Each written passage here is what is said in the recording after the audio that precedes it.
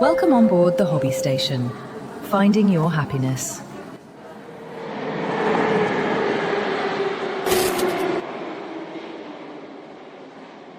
Chào mừng tất cả các bạn đã đến với kênh New Station và như thường lệ, tôi là Lâm Giom. Và như các bạn thấy, đây sẽ là sản phẩm mà tôi sẽ giới thiệu đến cho anh em ngày hôm nay.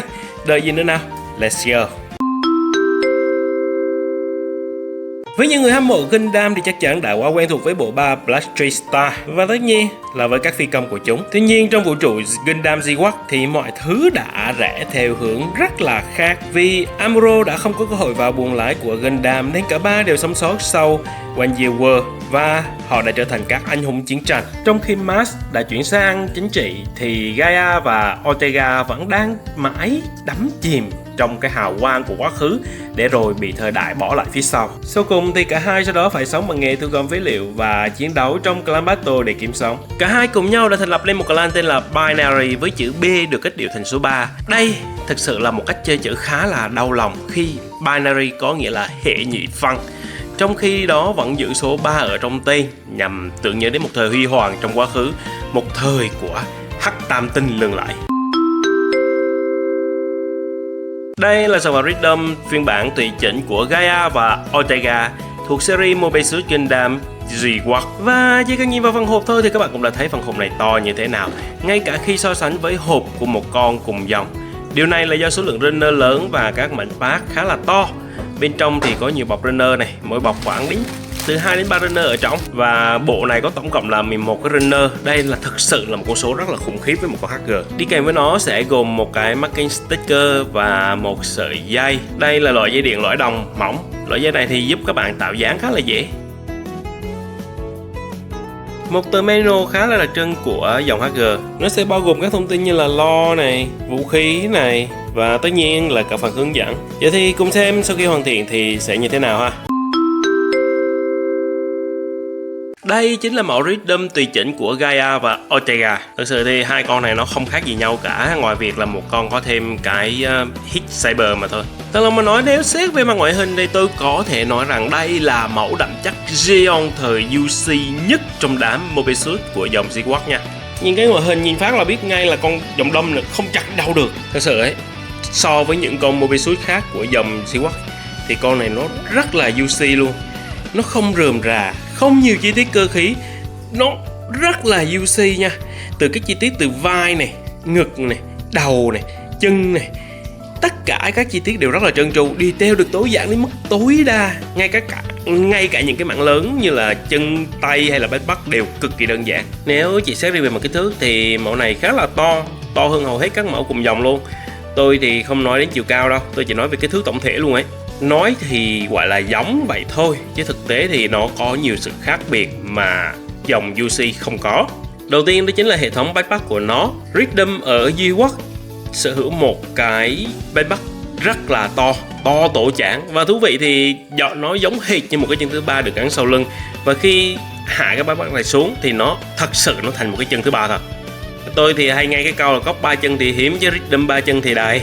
Các chi tiết ở ngực cũng có nhiều detail hơn so với dòng UC. Tuy nhiên thì có một cái được bê từ bên UC qua, đó chính là Scattering Beam Cannon nằm ngay trước ngực. Đây chính xác là một chi tiết của DOM mà nó không hề thay đổi giữa các dòng.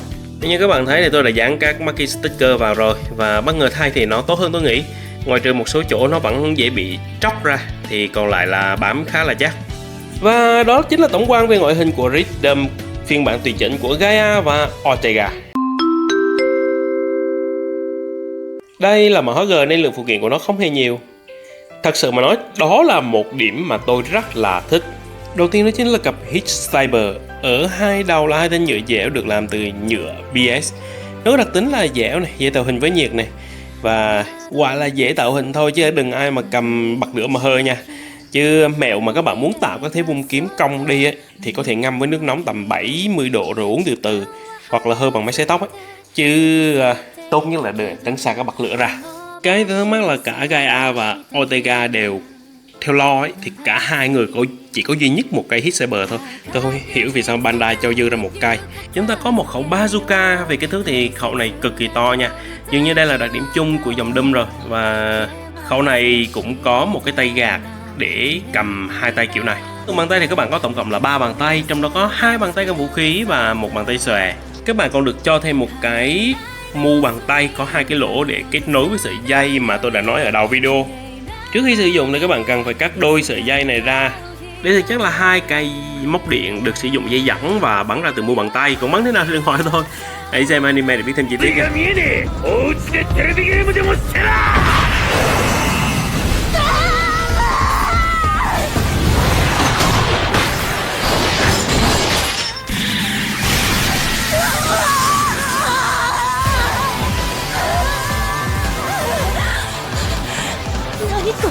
Không biết các bạn thấy sao, với bản thân tôi thấy Bandai hơi thừa khi cho các bạn tặng 2 cái mu bàn tay ở bàn tay trái như thế này. Thì thực tế thì các bạn chỉ cần giữ cái bàn tay của lỗ móc bắn là được rồi, còn cái còn lại thì không cần lắm. Bởi vì cái việc mà các bạn tháo cái mu bàn tay ra, tháo vào nhiều ấy, thì nó sẽ có hại nhiều hơn có lợi. Các bạn có thể thấy ở cái phần cổ tay ấy, thì đây là một khớp tròn ôm quanh một cái trục của cái bàn tay. Điều này rất là tốt vì giúp cho cổ tay cực kỳ linh hoạt và có thể cử động đa hướng và cực kỳ hiệu quả. Vấn đề nằm ở cái phần mu bàn tay. Ở đây, để nó gắn mu bàn tay thì các bạn chỉ có một cái chốt nhựa nhỏ hơn cả một cái que tăm. Các bạn thấy vấn đề chưa nè? Cái chốt này nó nhỏ cực kỳ luôn. Và việc tháo ra không cẩn thận ấy, thì xem như các bạn gãy chốt là cái chuyện là không thể nào tránh khỏi được rồi. Mà một khi đã gãy rồi ấy, thì hoặc là các bạn đúc bát, hoặc là bạn mua bàn tay mới, chứ kiểu này là hết cứu. Thế nên lời khuyên của tôi ấy là các bạn cứ gắn luôn cái mu bàn tay có cái móc bắn vào thì nó sẽ tốt hơn, an toàn hơn là sử dụng cái mu bàn tay mà trơn cái bàn tay không có lỗ. Ở mặt biên độ thì nói thật, biên độ con này khá là kỳ quặc. Trước hết là phần đầu. Ở cái bát màu đỏ trước mắt này của con Doom ấy thì của tôi ấy, thì tôi lại không biết là vì sao nó hay bị rơi ra. Tôi không biết là do tôi làm sai khi nó không giữ được, hay là thiết kế của Bandai là như vậy nhằm giúp tôi thuận tiện điều chỉnh cái biên độ mắt. Nhưng nó rất là dễ rớt, mà thực tế thì cũng không cần lắm vì tôi có thể dùng nhíp để di chuyển cái phần mắt bên trong mà không cần phải tháo.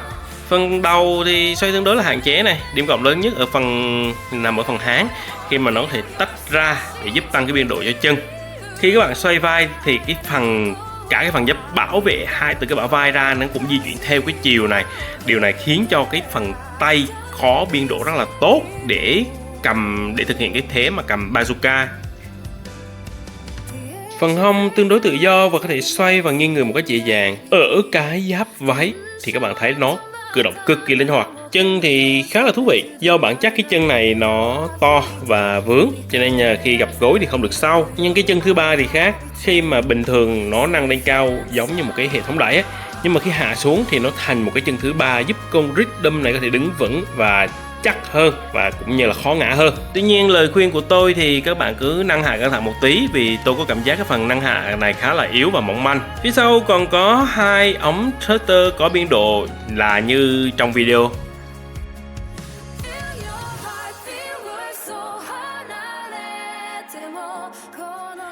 Và đó là tất cả những gì mà mẫu Rhythm này làm được.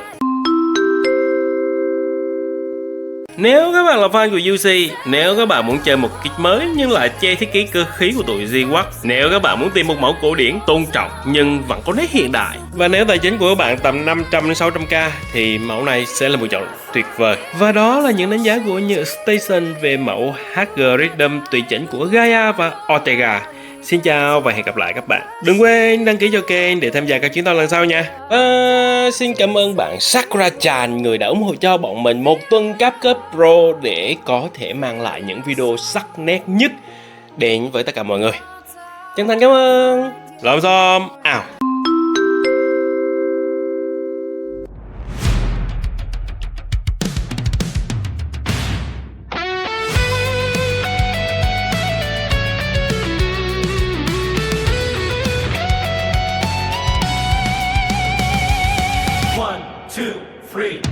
Sparking blue light, the cockpit opens wide.